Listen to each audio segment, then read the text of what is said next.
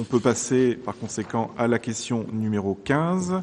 Il s'agit de parler de la communauté de communes Avranches-Mont-Saint-Michel et de modifications statutaires. Donc il n'a échappé à aucun d'entre vous que nous étions sur le point de fonder avec l'ensemble des communes du Sud-Manche, qui appartiennent aujourd'hui à 5 communautés de communes différentes, une nouvelle collectivité. C'est une collectivité qui aura un statut assez différent de ce que nous connaissons aujourd'hui, puisqu'il s'agira d'une communauté d'agglomération. Communauté d'agglomération qui sera donc composée d'un peu plus de 88 000 habitants, 109 communes, et qui sera composée des actuelles communautés de communes d'Avranches-Mont-Saint-Michel, communauté de communes du Mortanet, communauté de communes de Saint-Hilaire-du-Harcouët, communauté de communes de Saint-James et communauté de communes du Val-de-Sée. Donc l'objet de la délibération, le voici. Donc par courrier du 3 octobre dernier, Monsieur le Président de la communauté de communes nous a adressé la délibération du Conseil communautaire en date du 1er octobre 2016 relative à la modification des compétences de la communauté de communes. Cette modification ne sera effectuée qu'après accord à la majorité qualifiée des communes. Aussi, il convient que chaque conseil municipal délibère sur ce projet avant le 30 novembre 2016. Voilà, donc comme chacun le sait, cette modification des compétences de la communauté de communes fait suite à la fusion que je viens d'évoquer. L'article L. 5211-41-3 du CGCT prévoit, en cas de fusion, un mécanisme d'harmonisation progressive des compétences des EPCI fusionnés. Pour les compétences obligatoires, l'exercice de la compétence est immédiat, c'est-à-dire au 1er janvier 2017. Pour les compétences optionnelles, un délai de 3 mois est donné pour décider d'une éventuelle restitution aux communes, et pour les compétences facultatives, un délai de restitution est porté à 2 ans. L'article 35.3 de la loi numéro 215-991 du 7 août 2015, donc c'est la fameuse loi NOTRe, prévoit par dérogation à l'article L. 5211-41-3 du CGCT que pour les compétences optionnelles, le délai de 3 mois est porté à 1 an. Et compte tenu des difficultés techniques engendrées, il paraît souhaitable d'harmoniser certaines compétences dès le 1er janvier 2017 en révisant dès à présent les statuts des communautés de communes amenées à fusionner avec effet au 31 décembre 2016. Une telle révision a pour objet d'actualiser et de faire converger les statuts des communautés fusionnant, ainsi de faciliter l'harmonisation des compétences, et notamment de permettre une entrée en vigueur de certaines compétences dès le 1er janvier 2017. De plus, le nouvel EPCI, ayant une population supérieure à 50 000 habitants et l'unité urbaine d'Avranches représentant une population supérieure à 15 000 habitants, donc permet, comme je l'ai dit, au nouvel EPCI d'être une communauté d'agglomération, ce qui nécessite d'ajouter les compétences mobilité sous-entendu transport, et politique de la ville à ses statuts antérieurs. À noter que l'étude financière réalisée par le cabinet Ressources Consultants Finance a démontré que l'incidence sur la dotation globale de fonctionnement, la fameuse DGF, serait de plus 278 399 € en 2017 et d'1 million, c'est 1 205 000 € en 2019. C'est en deux, pardon ? Pardon, oui, c'est ça, le 8, il est d'accord. 1 8 205 en 2019. Veuillez m'excuser. Donc, pour faire simple, les estimatifs qui ont été fournis par ce cabinet montrent que le choix d'un basculement en communauté d'agglomération permet d'avoir dès 2017 278 399 € de plus en DGF et pour 2019, donc ce 1 8 205 € en 2019. Ce qui est une augmentation tout à fait intéressante qui montre de manière très claire que cette loi NOTRe, que nous avons subie un peu cette année, puisqu'il a fallu s'atteler à ce chantier de fusion, favorise les grands ensembles. Voilà, donc quoi qu'il en soit, il est proposé ce soir à notre conseil municipal, après l'avis favorable formulé par la commission des finances, de donner un avis favorable à la modification des statuts de la communauté de communes dans les termes suivants. Donc sur les compétences obligatoires. Oui, on va faire relativement simple. Sur les compétences obligatoires, donc développement économique, donc il s'agirait de supprimer la compétence suivante, à savoir aménagement, extension, gestion et entretien des zones d'activité industrielle, commerciale, tertiaire, artisanale d'intérêt communautaire,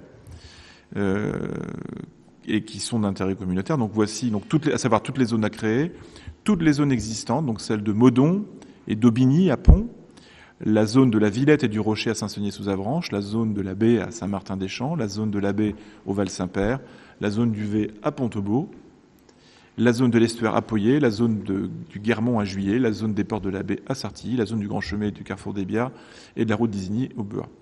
Et l'ajout de la compétence à 1.1, action développement économique dans les conditions prévues par l'article L 4251-17, avec la création, aménagement, soutien et gestion de zones d'activité industrielle, commerciale, tertiaire, artisanale, touristique, portuaire et aéroportuaire, politique locale du commerce et soutien aux activités commerciales d'un intérêt communautaire, avec la promotion du tourisme, dont la création d'offices de tourisme. Le point A2, c'est l'aménagement de l'espace, avec des suppressions de compétences, notamment l'élaboration, l'appropriation et suivi de révision du schéma de cohérence territoriale, la constitution de réserves frontières pour l'exercice des compétences communautaires, et l'exercice du droit de préemption urbain pour la réalisation d'opérations de compétences communautaires. La création et l'aménagement de ZAC d'intérêt communautaire, avec un intérêt communautaire qui recouvre 2 points, donc les opérations s'inscrivant sur le territoire de plusieurs communes, mais aussi les opérations d'aménagement qui, bien que situées sur le territoire d'une seule commune, présentent un enjeu à l'échelle de la communauté de communes et s'inscrivent dans le cadre de l'exercice de ces compétences. 5e point, le financement d'organismes à but architectural, urbanistique et environnemental. Et 6e point, donc le plan local d'urbanisme avec les documents d'urbanisme donnant lieu de PLU et de carte communale. Il s'agit aussi de la gestion des transports scolaires qui est intégrée dans la compétence A2.1 avec l'organisation de la mobilité. Et puis l'ajout de compétences, donc A2.1 et A2.2. Donc le schéma de cohérence territoriale et schéma de secteur. Donc là, on est dans le plan local d'urbanisme avec le document d'urbanisme en tenant lieu et carte communale. Là, je pense qu'il y a un petit souci au niveau de la syntaxe. Création et réalisation de zones d'aménagement concertées. Voilà. L'organisation de la mobilité au sens du titre 3 du livre 2 et de la première partie du Code des transports sous réserve de l'article L 3421-2 du même code. Le point 1.2.2, donc il s'agit du transport collectif des élèves des écoles maternelles et primaires se rendant dans les équipements sportifs ou culturels communautaires. En A3, nous avons un point sur l'équilibre social de l'habitat avec l'ajout des compétences A3.1 et A3.2 en remplacement de la compétence auparavant optionnelle intitulée politique du logement et du cadre de vie. Donc avec différents chapitres. Je ne vais peut-être pas tout lire parce que je sens que ça va être très très long. Oui, voilà. Donc ce qu'on me signale en coulisses, c'est que la délibération de la communauté de communes a été adressé à l'ensemble des communes et qu'il s'agit de délibérer dans les mêmes termes. Donc, si vous voulez bien, je vous épargne la lecture complète de ces points assez techniques, mais qui résultent de ce travail que nous avons effectué tout au long de l'année avec les communes du Sud-Manche qui composeront demain ce grand ensemble communautaire, donc cette grande communauté d'agglomération. Donc, je vous laisse prendre connaissance de ce document avec les différents points de compétence. Pour la politique de la ville, puisqu'il est quand même important d'en parler, c'est une compétence obligatoire à prendre par la ville d'Avranches. Bien entendu, seule la ville d'Avranches est concernée. Seule la commune d'Avranches est la seule commune des 109 communes qui composeront demain la communauté d'agglomération qui est concernée par cette prise de compétence. Donc concrètement, la compétence est prise par la communauté d'agglomération, mais la ville d'Avranches continuera à travailler comme elle le fait aujourd'hui avec la coordinatrice, avec le conseil citoyen, avec l'ensemble des services concernés, et y compris la commune de Saint-Martin-des-Champs, dans le développement des différents projets. Donc la compétence est formellement et juridiquement prise par la communauté d'agglomération, mais concrètement, cela ne bouleversera pas nos habitudes de travail. C'était à préciser. Quant à la compétence mobilité et transport, pour faire simple, c'est une compétence qu'il est obligatoire de prendre lorsque l'on passe en communauté d'agglomération, mais il n'y a aucune obligation à l'exercer.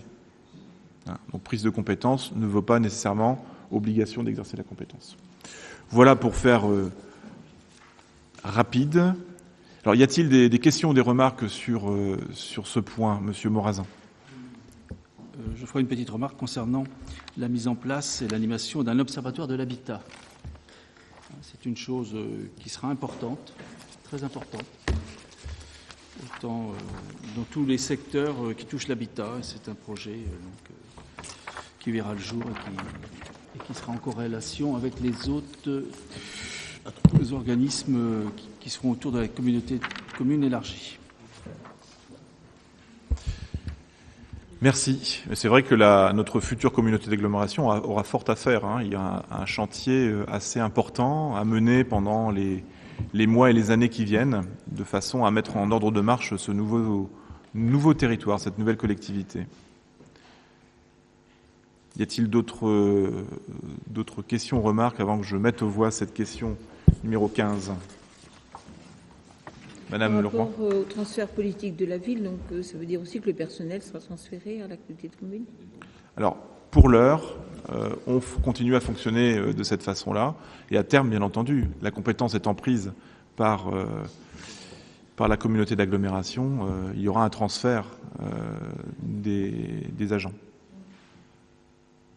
Voilà, sachant que le poste de coordinatrice, pour le citer, est déjà cofinancé par les différents acteurs, les différents co-signataires du contrat de ville.